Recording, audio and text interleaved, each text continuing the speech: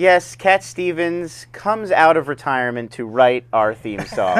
It's so exciting every week when I hear that. We have to bag on the theme song every week. Yes, thank you to formerly Yusuf Would you Islam, like us to make you a new now opening? Cat Stevens. I do think we could use a new intro, personally. Really? You really want one? I have to say, I think it might be time. I agree. Okay. I agree. Yeah, Alana's Alana's with me on that. Something with a little more oomph and energy, get people excited. This is not. This is happy. Twitter's happy. This is a little too like. All right. I'm walking around creepy. in the wilderness, on like a farm or something. I feel like, you know what I feel like it is? And this may be a little random. I feel like it's playing in the background in that scene in Shawshank Redemption when Tim Robbins goes to like look for the box that Morgan Freeman left him, like under the tree. Yeah. Like that's what it reminds me of, where it's like he's going to go to say Wataneho and join him. By the way, we're joined for the first time, by the way, by Justin TV. Hello, So Justin hello to TV them. viewers. I hope you like Somebody was obscure saying, why Shawshank Redemption are references. they saying, are there no iPads on the table? And there is an iPad on the table. There we go. I could not do a show without my iPad. So thank you my for first that, time and seeing welcome one. to everyone on Justin TV 2 This Week in Twitter, weekly discussion chat show about all things Twitterific, not the app, the idea, the Yes. concept, the abstract concept. Joining me as always, Alana Joy, Mark Jeffrey stopping in. He's the sort of head of thisweekin.com Yep. and a big fan of Twitter, and our newsman Mike Bracco Hello. right here. So welcome to the show. This week, a special show this week. We usually have a guest, and we'll sort of natter at them for a while and then ask them about themselves. Not this time. We decided to go guestless. We're working without a net this time. We are working It's without just a the net. regulars. And we decided we'd each pick a couple different Twitter tools. I don't know, apps. And did anybody pick apps? I feel like I didn't. I picked one. I picked mostly tools. And we'll talk about what we like, what we don't like. We'll sort of review them. We'll show them to you guys. I think it'll be like a useful show. Like, we've Is the show not usually useful? Is that what you're trying to say? it's usually useful, but it's also usually like fun and entertaining. Like we have. Well, hopefully it will be fun and entertaining today. I mean, this would be our goal, I suppose. You need some more improv classes, Mr. Jeffrey. No. It's yes and, Yes not and. no. Oh, It's not shutting me sorry. down. I'm It's not so shutting me down. sorry. So yes, I apologize. the show is usually fascinating and full of vital information, and it's usually very entertaining and fun. This week it will be particularly useful. Maybe we'll move a little more towards the useful side. Yes, and while I look trying forward to to keep that. trying to keep it as entertaining as possible. I'll jump in and get excited every now and again.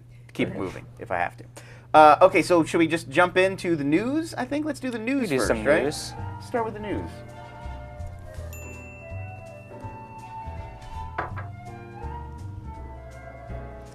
So, Mike, you were saying a slow news A slow week. news week. I mean, it was kind of dominated by iPad. I mean, everything was iPad this week. But we did have a couple big pieces of things come out. But the biggest probably was a blog post by Fred Wilson of Union Square Ventures, which is a VC firm who has backed Twitter.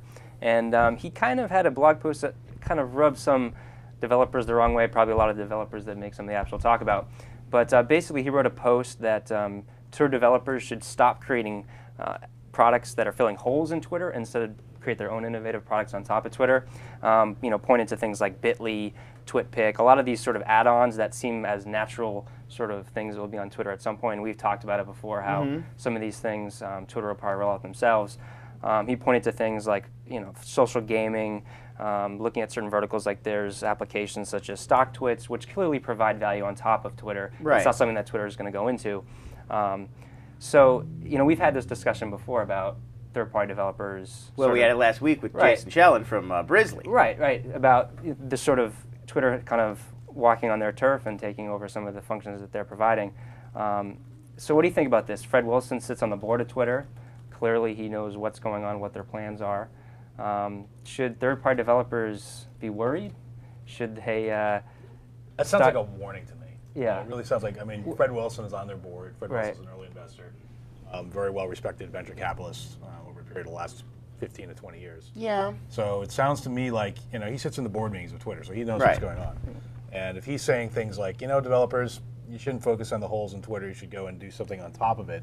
Sounds like, by warning, I mean Twitter's doing those things. And Right. so you're wasting your time. Well, but you got to look at it from the perspective of, why would he be issuing this warning? I mean, is he just like a really good guy who's worried about all the people out there who are making these Twitter apps? Or is it like that Twitter is sort of hoping people will back off their main functionality and instead do other stuff with their platform? I mean, I think Twitter is a platform, right? They're trying to become an applications developer platform, right, like Microsoft did back in the day, like the iPad and the iPhone is now, right? Yeah. And so one of the secrets to their success will be whether they can accumulate this large base of people providing value on top of Twitter. So he basically wants to take this energy that's going to the wrong place and put it to the right place to make Twitter stronger. So he's not just being a nice guy. No, well, that's what I think is to make Twitter stronger. Yeah, I mean, I get what he's doing. I feel like what he's doing is, trying to make Twitter more of a platform, which is essentially self-serving on Twitter's part. I mean, the more people come up with really creative uses for it, the more people are going to be sort of driven to continue using Twitter. And I think even last year they were already talking about, like, has Twitter sort of peaked? Yeah. Are people kind of a little bit done with it now? And it's like, okay, that was fun for a year or two. Now what's the new toy? Yeah, that's like saying the internet is a fad. I mean, stuff isn't going anywhere. And I think, like, maybe Twitter is planning on taking some of these things and incorporating it, but they might know that, but the user doesn't know that, and other people don't know that, and we don't know that what they're going to do is going to work as well as these third-party apps. I mean, the retweet function was a big fail. So. Do you think so? Oh yeah, the retweet function is like the biggest fail. It's like an epic fit. It's a panoramic fail. I'm not much of a fan of it. I mean, I don't know. I don't feel the sentiment I get, and I haven't seen stats on this, but lazy people. The sentiment I get is that most hardcore Twitter people, or most of the frequent heavy Twitter users, were not a huge fan of it. I'm personally not crazy about it because it doesn't let you edit the retweet. Like if you hit that button, it goes, and the UI is awful. I mean, the UI on retweets is absolutely awful. Like you don't see them in your @replies. You have to go to this totally separate menu, and then once you get to that totally separate menu, you've got 3 tabs. So if you want to see stuff that you tweeted that other people retweeted, you're like it's like an Indiana Jones-esque, like go through the jungle to get to this piece of information that they know you're going to want. I mean, every egomaniacal person like myself on Twitter wants to know who's retweeting them, right? I mean. Well, and that's also third tab in, too. That's like, I never look at the other tabs. I don't really care, like honestly, retweets by other people in my stream, The reality is that the people who are retweeting with that are the people who I'm not interacting with the most anyway, because the power users, so to speak, are copy, pasting, typing RT, so that way they can contribute to the conversation. Right, it moves things forward. That's or CC someone. Yeah, it's not opportune. So I think that maybe it's some kind of a warning. Maybe Twitter is intimidated by it or whatever. But I think, like, I've heard this debate kind of also where it comes to open source. Like, the reality is that there's always going to be a competition. Competition is healthy. I think Twitter will probably get a lot of ideas too from all these apps and things that people have done. So. You can't. You have to go with it, is what I think. Well, I mean, the pace of innovation, quote unquote, that Twitter has been moving at has been glacial. I mean, compared to what we do here at Mahalo. I mean, Well, it's hard to compare stuff to what we do. And you can debate whether we get it right or not, but the pace is insane. It's insane. And versus you look at Twitter. I mean, they've put out. I can't even remember the last time they did it. I think the retweet feature. The retweet feature. That's kind of it. Location. They've added location where you add. Let people know where you are. But it's been very slow. Breadcrumbs for stalkers, Yeah. Which is why all these companies exist that are trying to fill in the gaps, interestingly enough, I think. So you bring up a good point. The competition may be spurring them to move faster. I've seen that happen in other places, too. I just really think it's like, I get what he's saying. He's saying basically, like, Twitter will eventually go fix itself up enough to, like, have all these basic features. And what they would really want, like, looking at it from Twitter's perspective, is for people to start, I mean, they need their Farmville, like, not to bungle the metaphor, but, you know what I'm saying? Like, Facebook is fun, but then they had this game inside it that's driving people there, like 80 million people. I mean, how many people are playing Farmville? It's something ludicrous. Yeah. And, like, that is awesome for Facebook. I mean, they've got this whole new way to get people excited about their product. This is what Fred Wilson wants these people to do. He wants them to stop filling the gaps. And I'm just saying that, yes, he selfishly wants somebody to come create the version of whatever Farmville was for Twitter. Like, the first person to figure out how to actually make a game that integrates with Twitter is going to drive millions of eyeballs to Twitter. And I believe something like that will eventually happen. Yeah, I agree. People will come up with ways to add on, like, really awesome, weird, fun stuff that, like, tweens are going to go crazy for. Because we already talked about that before. Well, they had some games. Teenagers don't use Twitter. They had, like, some, I can't remember the name of the game, but it was like a sort of a murder, or like a assassin game. they're always stupid. Spy Master. Yeah, it was like, they're always stupid, and it's always it like took off like annoying. wildfire, and then it went away. Like just everybody as is then like, I just got my switchblade. And it was too spammy. It was really spammy. I remember it sort of came and went very quickly. It wasn't that good. Yeah. So, but I mean, I do believe that I believe like you do that there is potential for somebody to do something good. Oh, I absolutely think it's coming. It will happen. I mean, I feel like we're, if Twitter's still so in its infancy, it would be like if you went to MySpace like a year or two after it launched, and would be like, oh, this is just like. I can hook up with my friends and see it's like a yearbook online or whatever. And you would have no idea like all the different funky stuff people would add to social networks over the ensuing like 5-10 years. I mean, look maybe at not MySpace, Friendster, other social networks. And then Facebook, the progression. Right. Yeah. And I mean, I think we'll see that with Twitter as well and microblogging in general, that people will just keep stacking more interesting stuff on it until one day we'll look back on this conversation and say like, oh, of course there was all this awesome stuff to be done with the Twitter platform.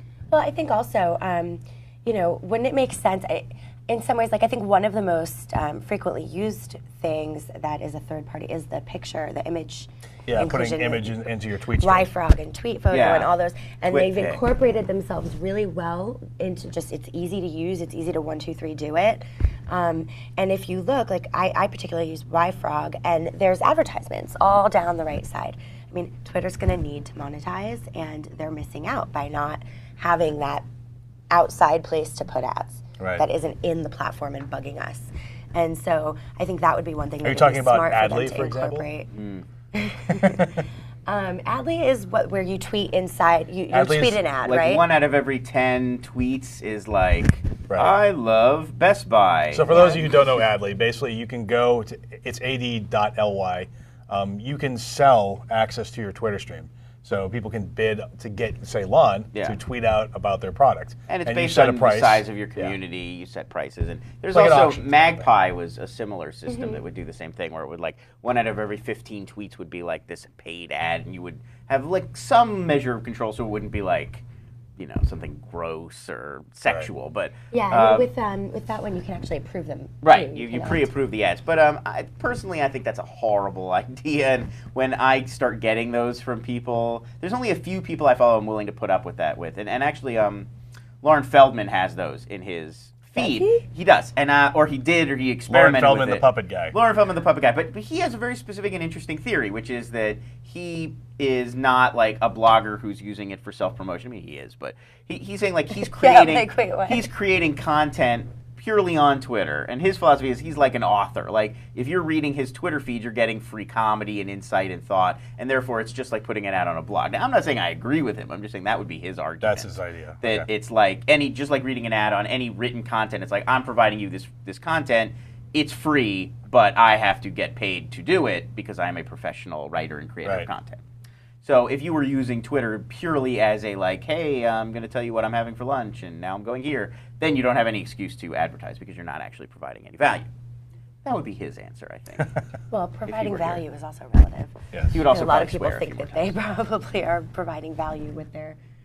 Well, I mean, yes and no. I mean, I think that's an interesting debate that we could have. But I think some people are using Twitter just to keep in touch with friends because they think it's fun and are not necessarily focused on it as you would be like professionally. Like, I'm going to use this to create like actual written comic content that will give value to someone else. Is it a telephone or a microphone? Right. And yeah, I mean, I think that's not everybody approaches it that way. He definitely does. Yeah. Whether or not he's successful, whether or not you agree with that outlook, I think is very, very much up for debate. But I think that would be the perspective from someone who would use these kind of mechanisms. For me personally, I feel like it just doesn't have a place there, and it's so deceptive because it's got your picture and your name, and it's coming out of your feed where other things that you've said are, and it's too close to your own communication. Magpie makes you say that it's an ad. You can type say in, like, because I've looked at them. I considered it. I do have a lot of followers, and who doesn't want money? I'll take some. But I also felt like it's not. The aspect of it being counterproductive in a lot of ways wasn't worth the 25 cents that I might make off of it. I have more value in my stream by not doing that. Mm-hmm. And then establishing that kind of a value with the people who follow you on Twitter means that they are more likely to click on your links and come to your website where you really want them to be. Right. So, yeah, that's my stand. Fair enough. Yeah. Yeah, I mean, just taking it back to the thing you said about features and moving at such a slow pace, I think a lot of it has to do with the fact that they haven't launched their, monetization plan yet. I think a lot of the stuff they're going to be launching, whether it's supporting multimedia, photos, all that type of stuff, analytics, is going to be fit in and dependent on whatever their monetization. So you think we're going to wake up one morning and there'll just be like this huge quantum leap forward, a bunch of features that are all integrated with ads and. Right. I mean, I think once they roll out whatever their plan is to make some money, I think you're going to start seeing a lot of stuff added quickly. Yeah, I mean that makes sense to me. Weren't they supposed to? Wasn't that supposed They to were, hit? yeah, they were supposed to release. The great monetization plan supposed to be like coming soon. That's what it was supposed to be last week, I believe. So. Yeah. Do you think it's going to happen all at once, or do you think that maybe they might think that it would overwhelm the users of Twitter and continue to here's one. I mean, I'm sure first they'll target enterprise. They'll have features for business, and then. Yeah. They did talk about validated accounts or verified accounts for businesses. Yeah, I mean, I'm betting they'll come out with one thing first, and then we'll all be able to guess where it's going. Like whatever their first approach is and the strategy, we'll be like, oh, that's going to be the Twitter strategy, and then we'll be able to probably presume where it goes from there. Right now, it's just a totally, it's like who knows what they're really thinking, what their actual sort of plan is, and at this point, it's got to be something a little bit innovative. It can't just be like extra features for businesses. Right. Pay us money. Like if they're just going. Well, sure it can be. Why if they're just going freemium after all this time, like that's the plan. Well, it's not Lost. They're not required to come up with like a huge ending. Yes, they are. Really, you're expecting a Lost style ending? I'm expecting. It doesn't have to be like It doesn't have to like blow my mind and include parallel universes. But maybe in a parallel universe, there's a already money making Twitter. Yeah. Perhaps. But no, I think at this point they've waited so long. Like if they didn't have anything more than like, give us $10 a month and we'll give you some extra features. Like, why would they would have launched that 2 years ago? Right. Like, it's got to be something interesting after all this time, right? I mean, we'll see. I don't know. Right? I'm not sure. Right? Right? Tell me, come on. If not, they got to bring in Damon Lindelof and Carlton Hughes for some Well, and if pointers. they do that and they come out with stuff we've already seen, then they're going to look like they're copycatting and not innovating. So I'm hoping copycatting is profitable. I guess that's my point. Is that like interesting usually is not profitable, unfortunately. Well, no, but I mean, innovative like, is profitable. Google Ads. Innovative is more Google profitable. Ads was a very new idea. No, it wasn't. They stole it from Overture. But like there was a smaller it wasn't this sort of like, oh, that's obviously, if you would ask people before Google came out with Google Ads, how is Google going to make money? It would have been like, oh, they're going to start their own ad network and let you put ads anywhere you want and then make money. You'll share the money with them. Like nobody would have. No, nobody would have come up with that. Right. And then Overture figured it out. Right. GoTo.com. And then Google stole it from them. Right. But so I'm saying, maybe there's some very little Twitter app right now that's doing something Twitter will steal. Right. But which all to me would be the same thing as being something really interesting and new, not just like, hey, we're going to put some ads on the side of your Twitter page, or we're going to charge you $10 a month, and then you'll, because everybody's doing that. I mean, If they the do freemium that, though, model don't you is think they'll have everything. less users and not more? If they did what? If they started charging to use Twitter? Oh, I don't think they'll ever just start No, they charging won't. just for the basic functionality. Okay. I think yes, if they started charging to use the basic functionality, everybody would I'd just go back leave. to Facebook Yeah, and or I'm something else. hardcore on it, and I would leave because that's ridiculous. I definitely don't think people would pay for a basic Twitter account, but I do think a lot of people would pay for like premium feature. I mean, I'm not necessarily certain the freemium model wouldn't work. Like, I could probably be convinced to pay $3-4 a month, $5 a month for Twitter if it were going to do something really awesome and exciting that I really wanted it to do. But I think they've got to have bigger plans in mind for we'll that. see. Like We'll see. more universe-conquering sort of Could be concept. so. So I want to just put a few shout-outs from the Justin.tv chat room, which I can see. I'm watching you guys it. Can, I'm in watching there. it? Okay, I'm in there. They love Lost. Lost is awesome. Yeah. Someone I can see that. I can see that Monty83 screen. just screamed out lawn. I'm not sure why. I'm hosting a show here, buddy. I'm trying my best. So, and then Ninja Neha, which is, I believe that's Neha from Justin.tv, said, shout out. Wait, is This Week in Startups been on Justin TV yet? No, this is the first show. This is We're the debut of the This Weekend Network. That's right. And for those of you So we have more don't viewers know, oh yes, a lot more than viewers. Twist. We can, Yeah, we actually do at the moment. If you're viewing us from somewhere else, if you go to justin.tv/this weekend, all one word, that is where our This Weekend chat room and player is on the justin.tv network. We're the best introduction to this network that you could possibly Screen Ray have. says, I'm not wearing pants. Interesting.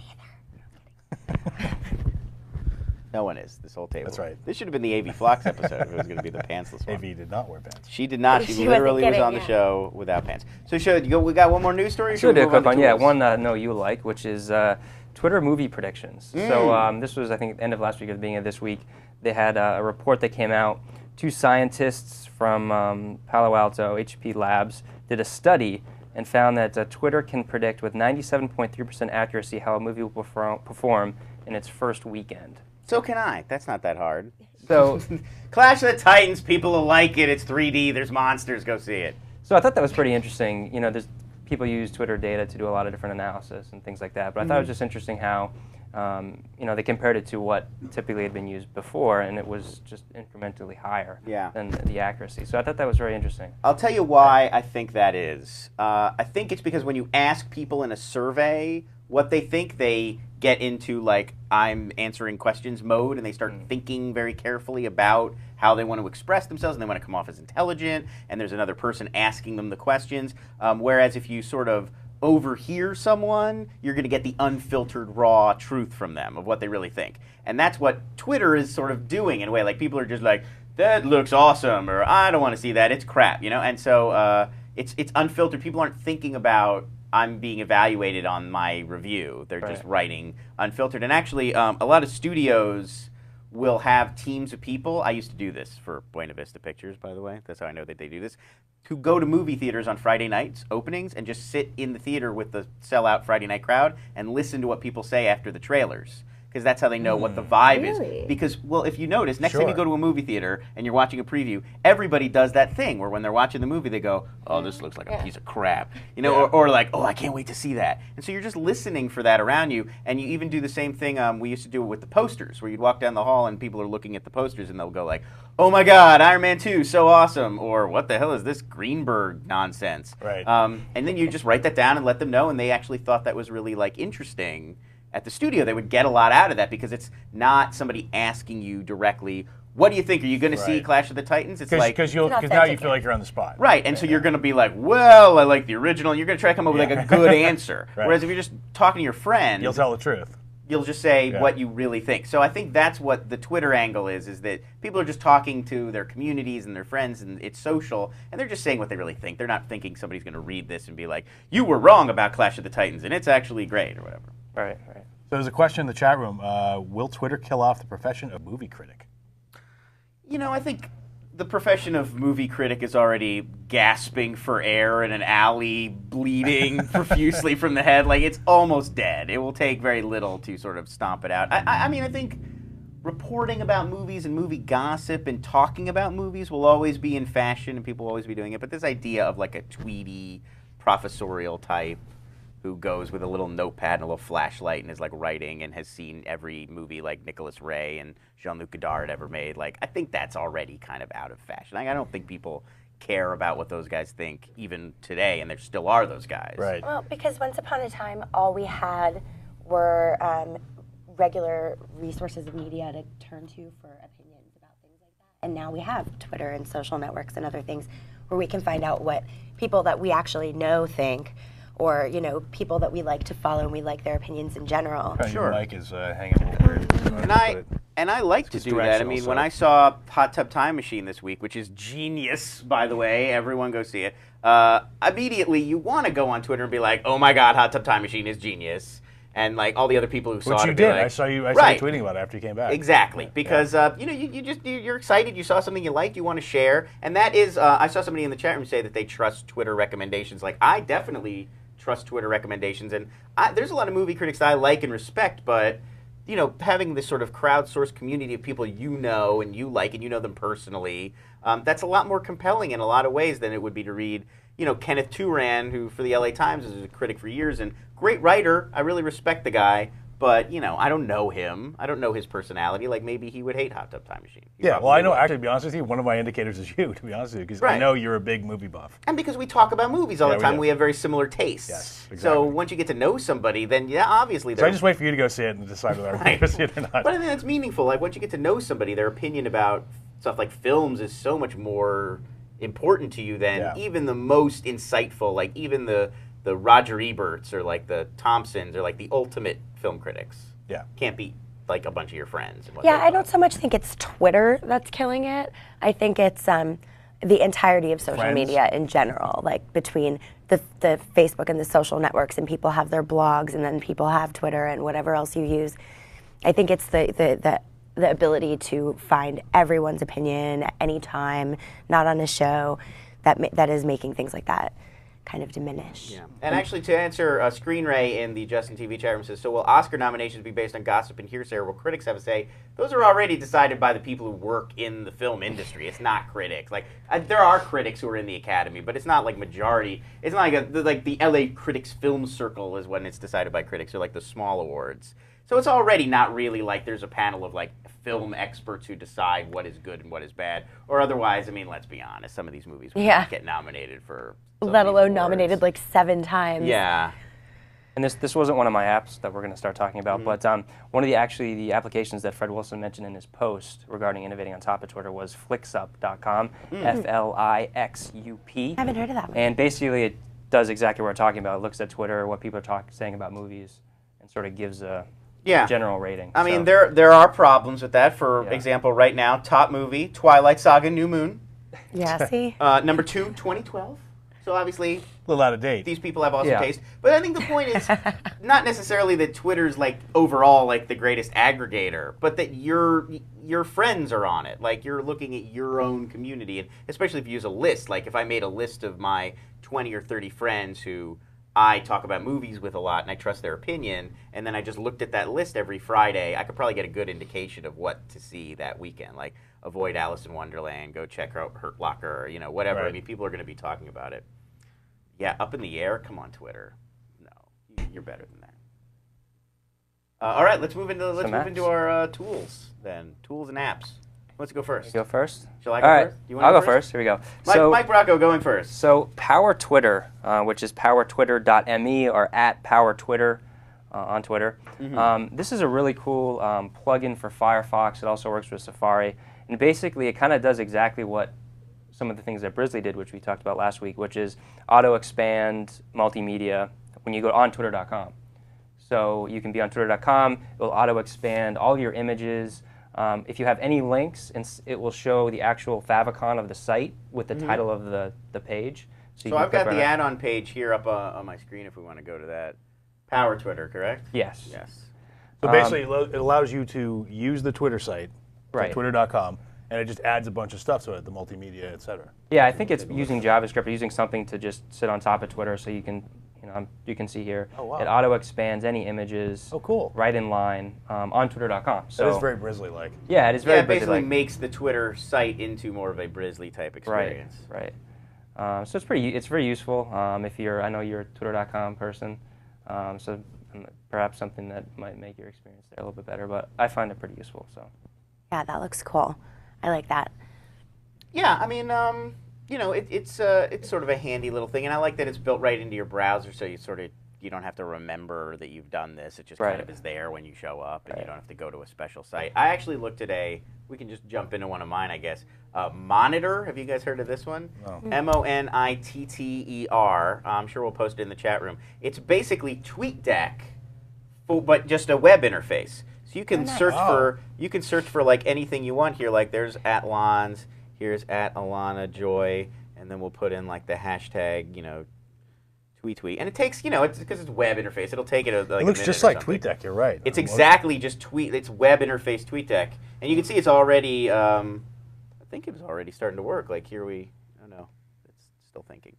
But yeah, so it'll take a minute or two, and then it'll actually start to pull in, and you can use this from anywhere. And the cool thing about it is TweetDeck slows my computer down so much when I use it. It sucks up so much memory. And here, this is just a tab on your browser. You can just check back in with it every few minutes, and you're sort of good to go. And you can see here it's starting to work. It's pulled in my first tweet on the Lons column. The question: can you adjust the filters on each column? There's not as much functionality as there would be with TweetDeck. So you're definitely not able to zero in quite as much as you would be. It's really pretty basic. It's like it's doing the search and it pulls in the tweets, and you can do replies and you can do retweets. And it's got a geolocation, so you can look for tweets from your area. Oh, cool. Other than that, I really didn't see that much. And it's got the trends button, so you can constantly just hit one button and see all the trends, and it'll do searches automatically for trends. And what was it? Sorry, what was it called again? It's Monitter, Monitter. At least they got vowels in there. Yes, they have some vowels. It's still got like funky web. Note to startups, vowels are not the enemy. It's still got some funky web web them, it's 2.0. But you know, kind of a cool thing, and just I like that you could just keep this open, go about your business. It's not going to slow you down during the day, and then you could check back in, and it's basically like having that same kind of functionality. So there you go. Cool. Awesome. Anyone else? You guys have some? Oh, I like TwitLonger. TwitLonger. You know, it's interesting to me that it's like we went from long format blog posts, and then the complete opposite end of the spectrum would be Twitter, right? Which is micro blogging. Microblogging. And then we want to come up with all these ways to like make Twitter longer and make blogging shorter, and then you know, but every once in a while you will have a little bit more to say than 140 characters, right? And it might not be long enough for a blog post or relevant enough to sit and do a blog post, but you want to like throw a link in and plus add some stuff, and it's too much. So I like TwitLonger, and you'll start to, it'll basically give the first 140 and then give a link at the end of it, and then so the reader will click on the link the same way they would a blog like a more post. Button, kind of. And exactly, and then it opens up into just a little window, and you see the rest of your. So now, if I get one from you, right? Let's say you use it. I guess I'd have to click on the link, and then my browser would have to open. Right. That's exactly what happens. You click on the link, and then your browser opens it up in the TwitLonger sort of window. Yeah, I've used this before, not independently on its own, but just because it's been built into other applications. So it's on Tweetie on the iPhone, it's on Tweetie on the Mac. Oh, really? So this is built in. So if you type a tweet that's longer than 140 characters, and you click send, it will automatically post a tweet longer. Sometimes I've posted really convoluted looking tweets because I'm trying to keep it within the 140. So instead of saying YOU, I'll say you. Instead of saying FOR, I'll put the number 4. And it just starts to look, it's hard to read at a certain point if you really are trying to say. Looks like Prince lyrics. The tweet formerly known as. Yeah, okay. So you can sort of elongate your tweet here.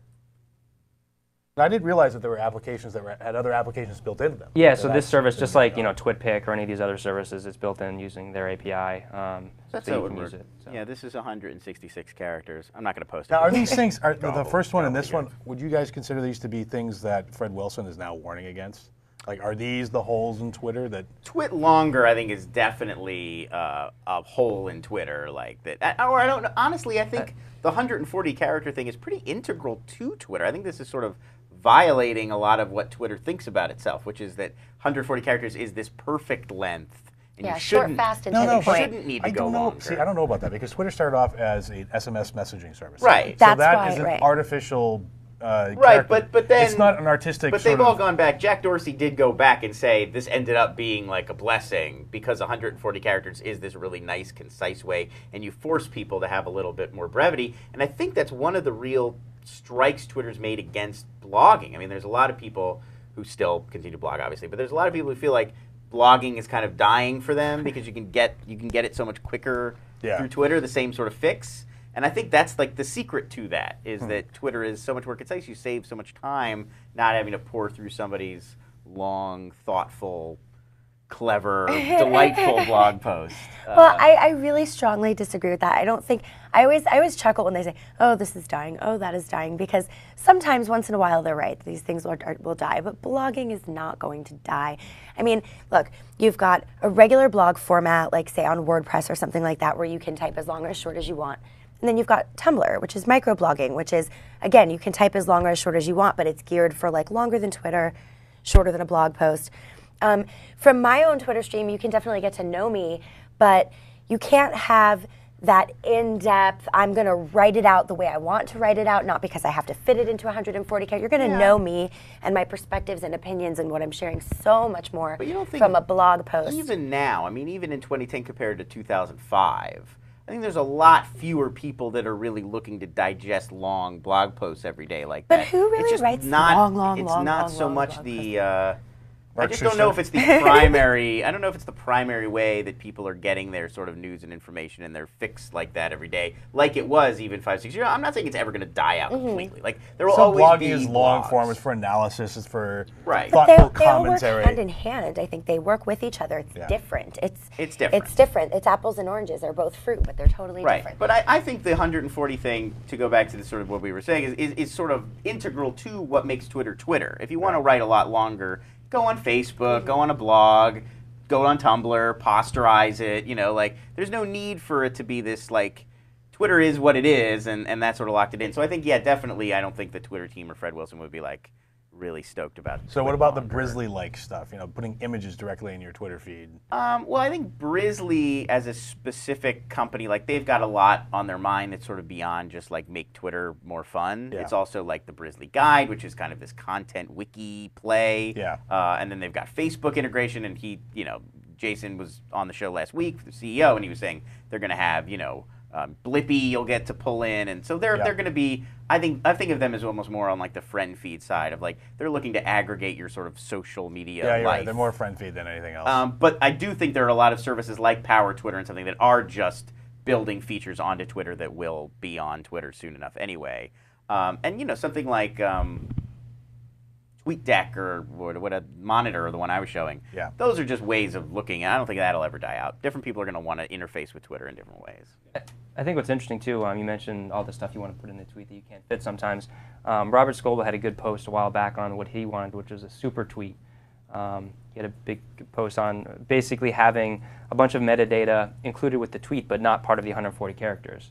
So you could have sort of hashtags, keywords, categories, all this other stuff that you have to fit into the 140 characters, sort of just included in the metadata of the tweet, so that the actual 140 characters itself is just the text or just whatever happens to be. So this should be. It may be interesting to see, and I think that'll be part of the advertising platform. Almost like a notes, link attached or hashtag section. That would be And then we get to use the 140 characters to actually say what we have to say, and not half of it is the link and then hashtags. Right. So Mark, give us your first tool. Okay. It's your turn. So, on the iPad, you're... Well, I guess I could go with the iPad. Well, your goal was to run your entire portion of the show from the iPad. What I wanted to do, what I was trying to do is I was trying to get the Justin.tv experience going on here. Oh, yes. But it's Flash-based. So no dig on Justin TV. It's Steve. Steve, once again, not hooking us up. Jobs! Although this is a wonderful, wonderful machine. It's a fun, Plants vs. Zombies is a hell of a game. And so far that to me seems to be like the killer app. Like the e-reader on it is really nice. Yeah. But the Marvel Comics app was like mind-blowing, next level. This is the future. I mean, unbelievable. But other than that, it was the games. That was what was sort of winning me over to it, was like Flight Control I have on my iPhone, but the experience is totally different. And Civilization, you've got Civilization games on there, and Plants vs. Zombies. And yeah, I mean, pretty much it's a device for consuming, I believe, more than anything else. Well, yeah, the keyboard's a little clunky, and that's what Jason Calacanis, our CEO here at Mahalo, that was his big complaint. Yeah, but he's a keyboard guy. I'm not a keyboard guy. It's clunky to use the keyboard, but I disagree with him on that. Well, I tried it out, and you have to have it on a surface. Like I was when I first heard the iPad, I thought like you'd be able to be sort of standing and use it, or you could sort of one-hand it. Yeah, no, you know what I do? Here's what you do. You put it up like this. Yeah, you have to sort of get a case and do it like a typewriter I have a little case or a thing keyboard. Slightly off topic, but I saw, actually got April Fooled. I saw a product on ThinkGeek. I actually blogged this yesterday. It's the arcade It was case? the iCade. Yeah. And I think that's genius. I think someone needs to do it. For those who haven't seen it, it looks like an old school arcade game. And you slide like the stand, with the colorful sides. And you slide the iPad into it. Yeah. And I think that's genius. I think they should totally really produce that. And even if it's for no other reason than to be a cool stand, I mean, it's pretty cool. Yeah, they have all the old games on. I'm actually pulling one up right now so I can show it. Well, that's what it would need to go with that. It would have the arcade stand, and then it needs an emulator to play like the 20 or 30 classic arcade games. Like if I could play Donkey Kong and Centipede, and that would be really amazing. They said in the iCade post, it said that there was just a basic standard 30 prong. There's Pac-Man. Well, there's Pac-Man running on it. So they basically slide this in. And then you would be That's able great. to play Pac-Man. Or actually, Now, that one how you do should you- really have on a tabletop Wait, how do version. you like? We have to use Make a it little thing move. right here. So it's you basically it's got like an emulator for like the little knob on the old Pac-Man machines. Yeah, you need So. it would take great. some clever engineering, but it can be done. Anyway, back to Twitter. Twitter, exactly. It's not This Week in iPad. Everything is This Week in iPad Well, this week. Come sure, on. why not? So I'm kind of old school when it comes to my Twitter clients. I personally love Twitterific, and I know everyone's like, well, it's not Tweety or TweetTech, blah, blah, blah. I don't know. It's just something about the interface I just have gotten used to and I like. So my pick this week is an iPad app, and it is Twitterific. Oh, Twitterific for the iPad. That's right. So I don't know if you can. I'll try to Lovely. lean it so you can actually see it. So Nice. these are just tweets. But if you use the Twitterific, it's pretty much the same thing. If you turn it sideways, you get a few more tools here on the left-hand side. So this is, because the original Twitterific, I used to use Twitterific, and it was really like, did not have a lot of features on it at all. I mean, it was basically @reply and retweet, and that was it. Yeah. So they've added, I'm sure, a lot more functionality at this point. They have. I mean, it's still not TweetDeck. It's still not Seismic even. But Well, so for you, what is like the killer feature? I don't really have a very good reason for why I like this one above everyone else. It's definitely they were one of the first out of the gate on the iPad. Right. So I think that, in terms of iPad apps, It looks at the beautiful moment, on the screen. Yeah. So the look of it is really nice, and it's really just it's as simple to use as you would hope, and it's solid. I'm sure everyone else is going to follow. We're going to see TweetDeck and all the rest of them following. Well, there is TweetDeck on the iPad. Have you seen? Oh, I haven't seen that yet. Yeah, so. TweetDeck also has an iPad app. I'm sure Tweety will be on board soon. They're gonna when Tweet won't is take released, long. that's gonna be And huge. Brizzly will probably get going on that. I've actually been using the Brizzly iPhone app since last week. Oh, really? Which I like, and it's really fast. It's the fastest one that I've used yet in terms of an iPhone Twitter client. I used to use Echo Phone, which used to be Twitter Phone, which is good and had a lot of the features I wanted, but was like, not only was it slow, but it would slow down the rest of my iPhone. So if I was listening to music or something at the same time, it would like cut in and out for a second because it was draining so much of the memory. But yeah. So anyway, Brizzly for the iPhone, also good, and I'm sure that'll be for the iPad soon too. Cool. All right, I can go. I got another one. This one I thought was like hilarious and kind of amazing that people were doing this, and it really works. It's called Twittrans. We can go to my screen. You can you reply to this company. You send tweets to @Twittrans, and then you wait like 15 minutes, and they will send it back to you in any translated language. And they actually have humans doing it. Oh, really? Like so it's not machine translation No, at all? it's So you human don't get some translation. wonky translation You where you're get not like saying a what you... clean, and they right now do Nice. Arabic, Chinese, Dutch, English, French, German, Greek, Hebrew, Hindi, Italian, Japanese, Wow. Portuguese, Russian, or Spanish. So you can translate between any of those two. I'm going to try to bring up my Twitter feed right now so It's you like guys can Twitter see. Babelfish. Yeah, it's. I mean, if you wanted to tweet to someone or a bunch of people in like some random other language, you could see. So you go to my screen here.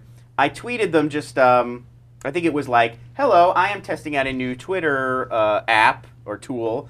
Please make this in Russian." And I sent it to them. And as soon as I sent it to them, they write back, "Human translation started. You'll receive the translation here in a few minutes." And then, sure enough, 15 minutes later, I get that exact statement in Russian, and I put this in Google Translate, and it is accurate, or at least Google says it's accurate. Wow. So that's my exact tweet in Russian. So I can't. This would not be something I would find super useful day to day because I'm not trying to communicate with people around the world. But imagine if you translated an introductory message about your company or your product or your blog, and then you could send it out to people all over the world. It's actually like really kind of clever, I thought. We actually talked about that last week when it was rumored that Twitter's working on a tool to auto-translate. Right. Yeah. Well, that would be one of the examples of something that would become obsolete if Twitter did start doing it. Yeah, that's true. I mean, I don't know if Twitter would.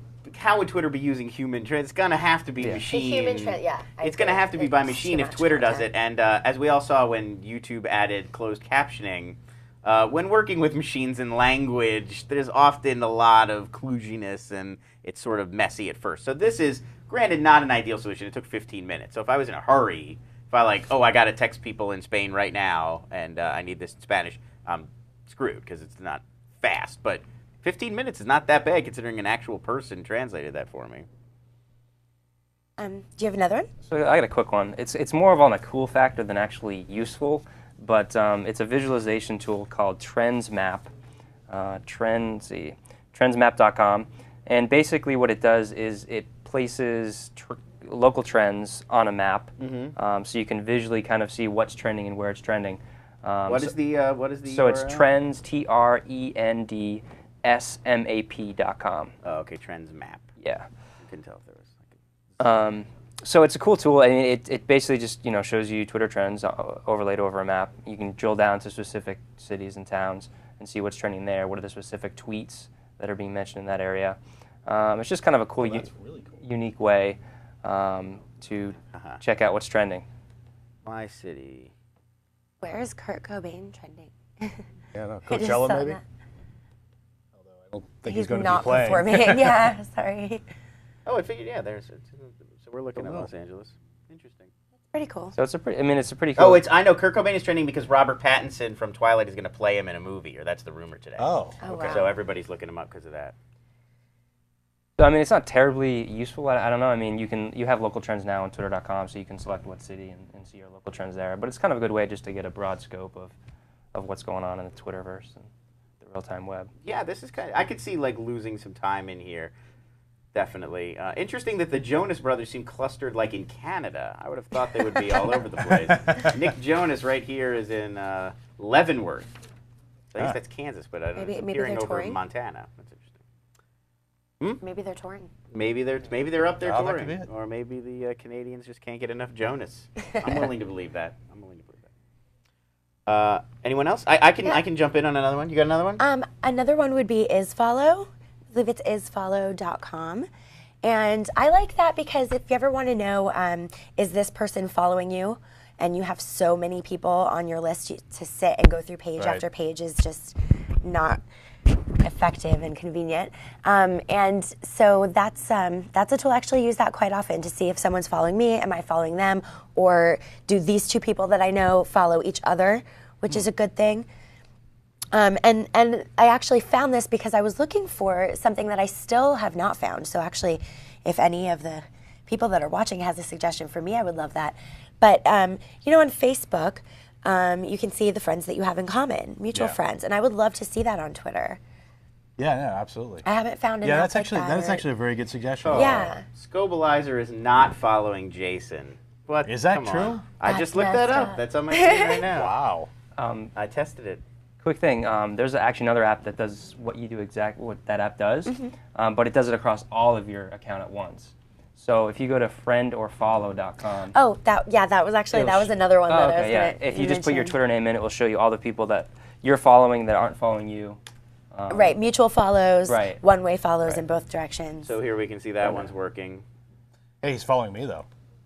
Nice. But it's they're slightly different in the sense that isfollow is if you specifically know the name of the person and you want to see if that specific person, because friend or follow doesn't do that. Yeah, these are all people who I'm following who aren't following me. In most cases, it's okay because it's like Conan O'Brien and Carlton Cuse, but a few of these people I'm now angry at. that's the flip side of friend or follow. Yeah, because it's like, what the hell, man? Like, I know Come on, Carlton Cuse, what's up? Not Carl. Like, I don't expect Carlton Yeah, Cuse to follow you me, know but, what? like, There's some people that it's interesting. It's like, you know me in real life. You've had lunch with me. We work in the same industry. You've tweeted at me.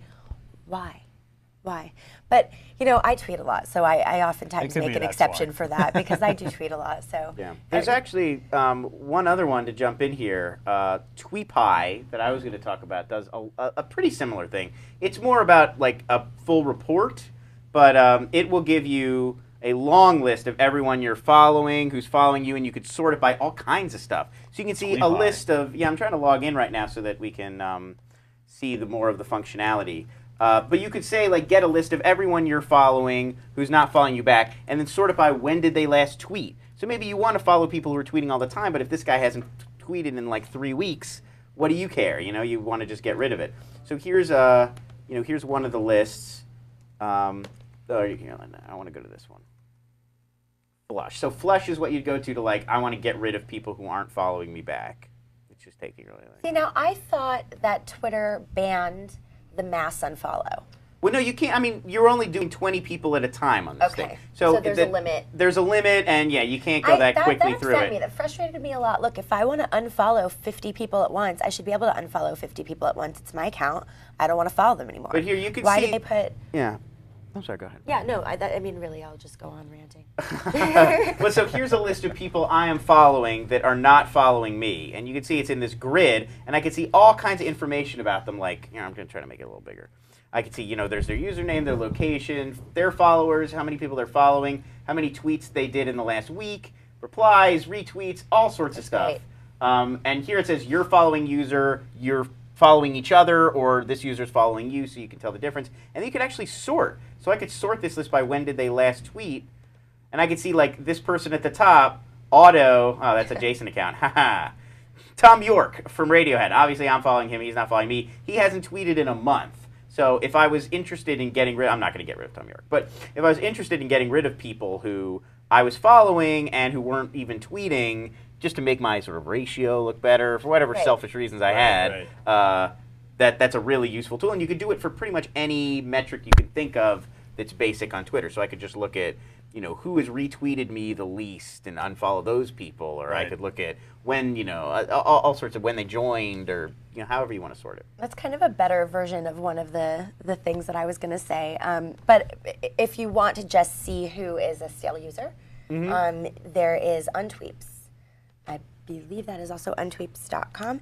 And that one is you can type in by 30 days, 60 days, or 90 days how long has somebody not tweeted for. I use that a lot because I won't unfollow you if you don't retweet me and things like that. But if you're a dead account and you haven't tweeted for 30, 60, 90 days, I'm perfectly fine unfollowing you.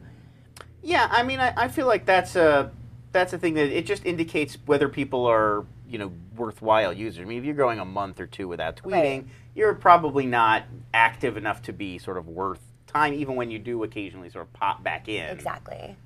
So yeah, it can be helpful, and also just sort of winnowing down the amount of just data you're getting in over and over again. There's also a huge mass of people who will try Twitter, do it for a month or two, and it just either they don't get the hang of it, or enough of their friends aren't on there. They don't need it to network. They don't have a blog to promote. They just, they haven't found a use for it, and so they vacate their accounts.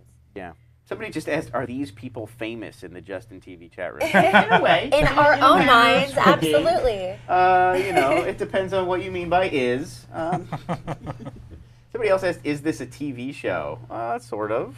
Not on TV. Web TV. Web TV, sure, why not? Speaking of Web TV, my grandmother still uses Web TV. You mean the actual like, Web TV. To the television. She has 2 email addresses. One is at AOL. MSN, and one is at Web TV. Wow. She won't get rid of it. She loves it. I did not know Web TV actually still Yes, worked. it still works, and she is on Facebook now. How's her Prodigy account doing? Yeah, exactly. How's that dial-up? Domain Noob and Ustream brings up an interesting point. How many people can you follow and actually be paying attention to? Which is it's a good point. I follow about 1,000 people. That's about my limit, I hold it at about 1,000. I've gone a little bit over recently because of the show, actually. People start following me and want to talk about the show, so I follow them back.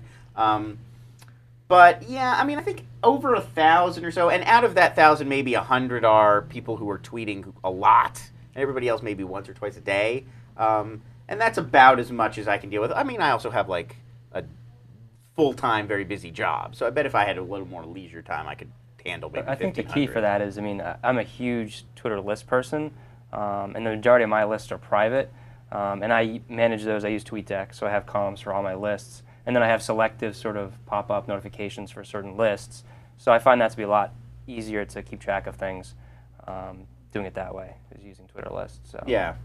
Lists are definitely helpful. I mean, especially when you're like, you don't have an hour to lose yourself in Twitter. You just want to sort of see what's going on or catch some news. Or we use it for news here at Mahalo. So like we'll be like, oh my God, there's a guy trying to light his shoe on fire on a plane. Spend the next half hour looking it up on Twitter until we figured, oh no, he's just trying to light a cigarette. And a quick tip actually, which I started doing a couple that months happened ago, this week. Was anytime I meet someone in person, because a lot of friends on Twitter you maybe haven't met in person, I have a special list for met in person on Twitter. Just so if you want to remember, did I meet that person? Do I, you can just refer to that list. So, just a quick tip, that thing that I do. I don't know if anyone else finds that helpful. Yeah. Okay. I think we have time for like 1 or 2 more. There one more essential app anybody has we want to share? Oh, mine's not essential. No, it has to be essential. If it's not essential, then forget it. No, I'm kidding. It's interesting. Go ahead. It's not essential. All right, so I'll throw I have 2 more. One of them was SecretTweet.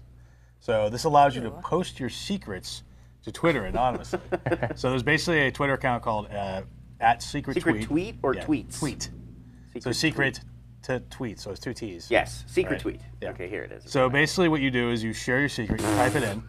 Now they don't just post them right away. It's not like it just repeats. Number one. They actually will scan them, like a human will go and look at it to make sure it's not something completely dark and disturbing. So not my client farted during a meeting today, which no, I'm it's reading supposed to on be here. like it's supposed to be something that from what I'm getting from this, it's supposed to be something that's not something you would ever tell anyone. So for example, I really think that my friend's girlfriend is damned ugly.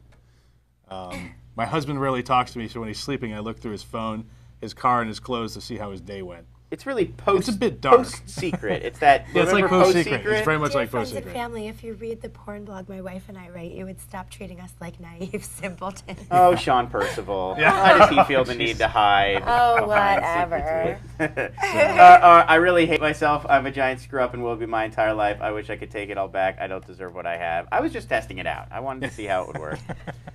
Yeah, it's an interesting idea. It's always fun to give people that the opportunity to do it. There's actually a I'll go on a little tangent here. There's a restaurant near where I live called the Alcove. Kind of well known in LA. Yeah. They have this desk in the back that you can actually eat on. It's one of the tables. But if you open the drawers, people write secrets on napkins and put them in the drawers. So so go to the back of the alcove and open up the drawers, and you'll see. And I mean, it's just random. Like I lie and say that I've read a bunch of books that I haven't actually read, and even some really personal stuff. Like I'm sitting across from my boyfriend right now, and he's boring the crap out of me, and I kind of hate him. And it's really fascinating. And this is the same sort of idea, like just an opportunity to get these little glimpses of real life that people usually wouldn't let out. Anonymity is a huge, and always has been a huge appeal for the internet in general. I think.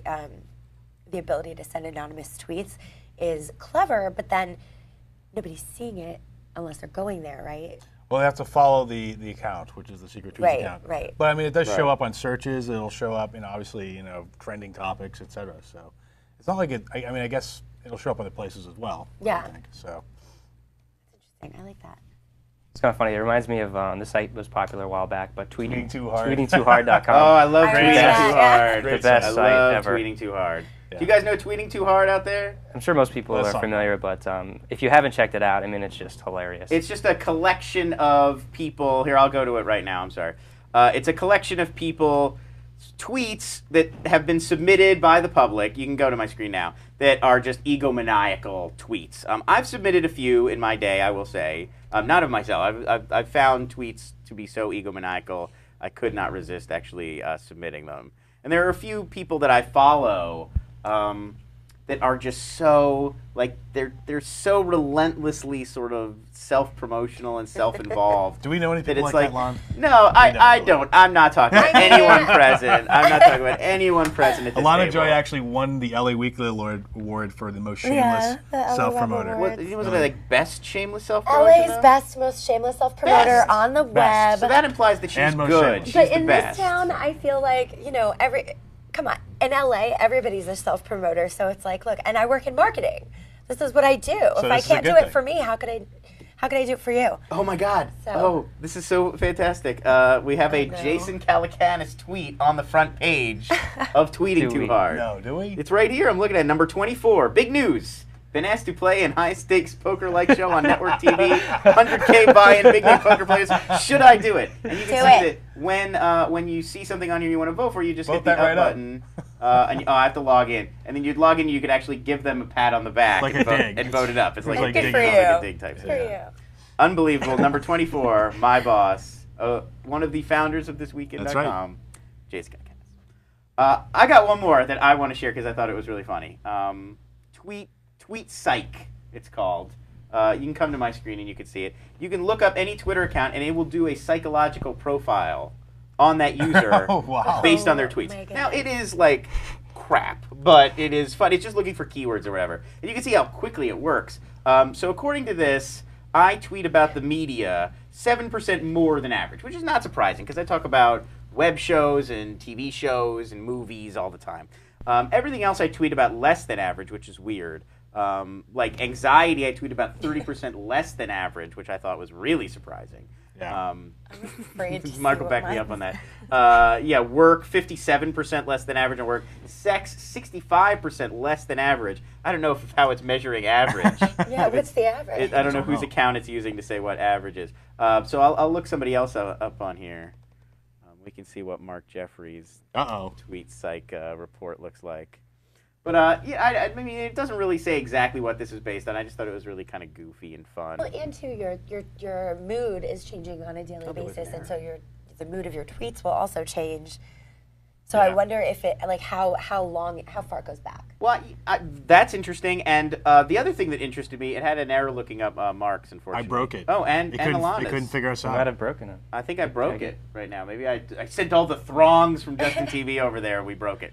But anyway, handle all my self-promotion. I did think of one potential application if you trust this data at all, which I'm not sure you should. But if you trust this data, it would be an interesting way to sort of modulate your feed. If you see like, oh, I tweet way more about, anxiety and emotion than most people, you maybe would scale that back and supplement it with. Tone it down. Yeah, like maybe I'm a little over the top and I'd have more fans, people following me if I was a little bit more sort of, I don't know, stoic, and I was a little bit more informative and a little bit less emotional. And so I thought that was kind of an interesting way to look at Twitter.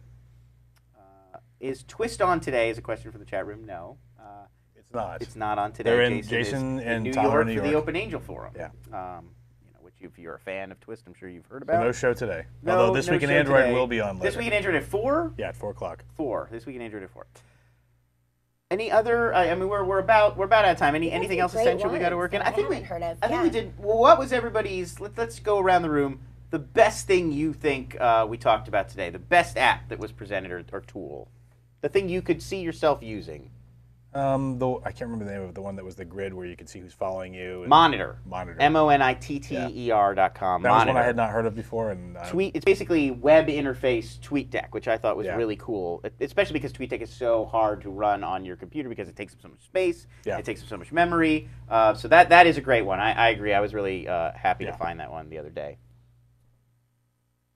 Best thing. I probably have to agree. I hadn't seen that, and it does take elements that I've already found on other apps and applies it in a more broad way. So I like that. Yeah, I'm going to go with Tweepi, that one that I showed you that lets you sort of sort. I actually used this. I was following about 1,400 people, which I felt like was too much, and there was a little bit of noise. And it was also because I'd used a different Twitter tool that I would talk about, but it doesn't exist anymore, called Twittermass. I used that a couple months ago. You can auto-follow people who use keywords that pertain to you. So I auto-follow people who said mahalo for one day, and oh my god, how many did you end up following? well, I not only ended up following a bunch of people, which is great, but I ended up following just a bunch of random Hawaiians because they're doing like mahalo guys for catching that awesome wave and eating teriyaki cheeseburgers or whatever. So I had all these like sneaky tiki and all these guys in my Twitter feed that was like, oh, I don't actually need to be hooked up with this dude in Oahu. So it was really great for just finding all of them and zeroing in and just being able to sort of pare my list down. So I found that so useful that I would pick Tweetpsych. Mr. Bracco. I would probably pick your tool as well, but I'm going to cheat. Oh no. And mention one quick tool that I had on my list that I didn't mention that will be my pick because it's what I use most often, which is What the Trend. A lot of people are familiar with What the Trend. I am not. WhatTheTrend.com. This actually is the main source to go to if you want to know what's trending, why it's trending, what's the reason for it to be trending. Right. It's actually what Twitter.com uses to pull in their trending definitions. So Twitter.com uses What the Trends API to pull in definitions for trends. We can see Robert Pattinson, Kurt Cobain right now because of that news this morning. I hope we have that on Mahalo. I'm going to go out there and yell at somebody if we don't. EastEnders, so I guess this is international. So the approach here is kind of like Wikipedia. It's crowdsourced, so anyone can edit. It sort of has a system where people who contribute get badges and get points for having definitions and contributing and getting positive feedback for that contribution. So. Interesting, very similar to Brizzly's sort of Brizzly Guide angle, which is like we're going to define everything people are talking about on Twitter. So obviously this is something people are feeling very strongly about, that it's tough to go on Twitter and sort of navigate and figure out why people are talking about what they're talking about. Well, I think there's a lot of people too that they see a hashtag is something is trending, and they'll just completely throw it into an out of context tweet just to kind of be in on that and thinking that people will find them that way and follow them. So I like having an explanation because I've clicked on it before and looked at the stream and I still don't get it. I have no idea where this came from. Well, but here's my question though about all this: is do any of us know exactly how they're picking what trends? Is it just number of tweets that go out with that, or is there some sort of algorithm to it? I'm sure they have an algorithm to decide what things are trending. At what point? Because here's what I'm thinking. Couldn't Twitter, if they're already using an algorithm to pick out what they think are the key trending topics, couldn't they then just have like 1 or 2, maybe 3 people in-house just do this? Like whenever they're going to add something, they see something pop up on the list, just have them do it. Like, here's why this is trending. Boom, it's right there on Twitter.com. Isn't that really an example of something anybody who's doing it now, they could just tomorrow be innovated out of business by Twitter itself? Yeah. I'd say in yes. this case, it's interesting that Twitter is actually using their API on Twitter.com. I mean, certainly they could potentially buy this company or How do it do we themselves know at some that, point. like, and this is just a bit of a conspiracy theory, but how do we know that, like, so I've seen things on the trends. Specifically, I'm thinking of a movie that was really lame that nobody was into, and it was trending. It could be trending because people thought it sucked. But before, I just almost wonder if how authentic is that? Like people how could do we buy know their that Twitter, way. Yeah, how do we know that Twitter didn't get, $500,000, $100,000, I don't know, from like whatever production company to go throw our movie on? I mean, that would be brilliant, but it would be against FCC. So now the whole Justin Bieber thing finally makes sense. Yeah, exactly. Now I get it. Bieber's paying. It's all payola. he's Now, cute. that's actually very similar to Jason Calacanis' old theory, which when he was talking about he would pay to be on the suggested users list. Yeah. And he was saying that should be their revenue stream. They should sell people positions on there. So this would be like a similar idea if they were doing it, of selling people positions on trending topics. I just I don't know. It just seems like Once you break that barrier between what's Yeah. an ad and what's not, no one will ever trust you again. I think it would he be would too just dangerous. Like, to be honest with you, too much is going right. Right. There's no reason for them to do something that dangerous to their brand. Well, the FCC now does require that you give disclosure. Well, not only that, but it's illegal. So there you go. So it's I can't believe. Yeah, it. I don't think they would really be doing that. I do think it's something they would be able to. I mean, it's something they might think about doing in the future. It's not. like Well, one yeah, of those they have slots. to delineate. They have to say Right, this it would is have an to be ad. sponsored trend or whatever. But they have an editorial team, I'm certain, that sits on top, to make sure that stuff that's trending is really trending for a valuable reason. Because I notice like around 2 in the morning usually, our time, you'll see like these random things pop up as trends, and it's because it's like the lawless time, so spammers or people are trying to game the system and become a trend at that time. So I think if you have editorial on top that makes some of these decisions to clear out some of this stuff, I think. I wonder just how much momentum a hashtag has to build. That's to what I'm become wondering. A trend. I don't think anybody. I think that's like Google's secret sauce. Like nobody really knows exactly what's You said required of secret you. sauce. Google's secret sauce. That's a real thing. I don't think anybody knows exactly what it takes to get to the trending break topics out. list. I'd be very curious. I'd love to get TWiTwi up there one day. Can only hope. One day.